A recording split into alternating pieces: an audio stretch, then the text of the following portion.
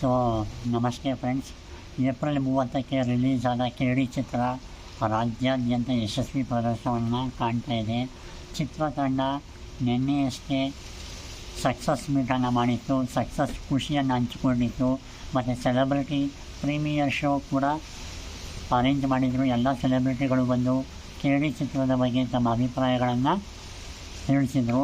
So ನಾನು ಕೂಡ 2 ಸತಿ ಚಿತ್ರವನ್ನು ನೋಡಿದೆ. ನನಗೆ ಕೇಡಿ ಚಿತ್ರ ಅಂತ ಮೊದಲೇ ನೆನಪಾಗೋದೇ ಧ್ರುವ ಸರ್ಜಾ ಅವರು. ಧ್ರುವ ಸರ್ಜಾ ಅವರ ಒಂದು ಆ್ಯಕ್ಟಿಂಗ್ 2 ಥರ ನೋಡ್ಬೋದು. ಒಂದು ಇನ್ನೋಸೆಂಟು, ಇನ್ನೊಂದು ವಯಲೆಂಟ್. ಇನ್ನೋಸೆಂಟ್ ಪಾತ್ರದಲ್ಲಿ ಚಿಕ್ಕ ಮಗು ಥರ ಆಡೋ ರೀತಿ ಅಥವಾ ಅವರು ಆ್ಯಕ್ಟಿಂಗ್ ಮಾಡಿರೋ ರೀತಿ ನನಗೆ ತುಂಬ ಇಷ್ಟ ಆಯಿತು.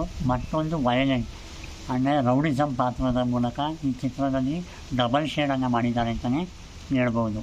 ಆನಂತರ ಕೇಡಿ ಚಿತ್ರ ಅಂತ ನೆನಪಾಗೋದೇ ಮಲ್ಟಿ ಸ್ಟಾರರ್ ಚಿತ್ರ.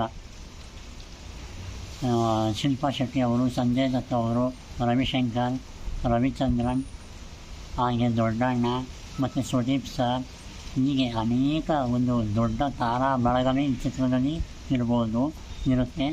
ಹಾಗಾಗಿ ಎಲ್ಲರ ಒಂದು ದೊಡ್ಡ ದೊಡ್ಡ ಸ್ಟಾರ್ಗಳನ್ನು ನಾವು ಒಂದೇ ಕಡೆ ನೋಡಬೇಕು ಅಂದರೆ ಕೇಡಿ ಚಿತ್ರ ನೋಡಬೇಕು. ಸೊ ಧ್ರುವ ಸರ್ಜಾ ಸರ್ಗೆ ಆಲ್ ದ ಬೆಸ್ಟ್ ಅಂತ ಹೇಳ್ತೀನಿ. ಈ ವಿಡಿಯೋ ಮಾಡಿದ್ದು ಲೇಟ್ ಆಯಿತು, ಆದರೂ ಕೂಡ ಇನ್ನೂ ಸಕ್ಸಸ್ ಕಾಣ್ತಾ ಇದೆ. ಇನ್ನೂ ಯಶಸ್ವಿ ಪ್ರದರ್ಶನವನ್ನು ಕಾಣಲಿ.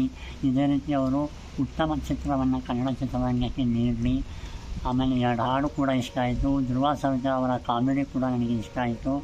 ಸೊ ಫ್ರೆಂಡ್ಸ್ ಸರ್, ಇದೇ ಥರ ಇನ್ನಷ್ಟು ಉತ್ತಮ ಚಿತ್ರಗಳು ಮಾಡಲಿ ಅಂತ ನಾನು ಕೇಳ್ಕೊಳ್ತೀನಿ. ಕನ್ನಡ ಇಂಡಸ್ಟ್ರಿಗೆ ಧ್ರುವ ಸರ್ಜಾ ಅಂತ ಅವರ ಯುವ ನಟರು ಮತ್ತಷ್ಟು ಬೇಕು. ಅವರಿಂದ ಮತ್ತಷ್ಟು ಉತ್ತಮ ಚಿತ್ರಗಳು ಬರಲಿ ಅಂತಲೂ ಕೂಡ ನಾನು ಕೇಳ್ಕೊತೀನಿ. ಕೇಳಿ ಯಶಸ್ವಿಯಾಗಿ ಪ್ರದರ್ಶನವನ್ನು ಕಾಣ್ತಾ ಇದೆ. ಸೊ ಬ್ಲಾಕ್ ಬಸ್ಟರ್ ಆಗಲಿ ಅಂತ ನಾನು ಕೂಡ ಒಂದು ಶುಭವನ್ನು ಹಾರೈಸ್ತೀನಿ. ಸೊ ದಯವಿಟ್ಟು ಯಾರು ಇನ್ನೂ ನೋಡಿರುವ ಚಿತ್ರವನ್ನು ದಯವಿಟ್ಟು ಚಿತ್ರಮಂದಿರಕ್ಕೆ ಬಂದು ನೋಡಿ ಸಪೋರ್ಟ್ ಮಾಡಿ ಫ್ರೆಂಡ್ಸ್.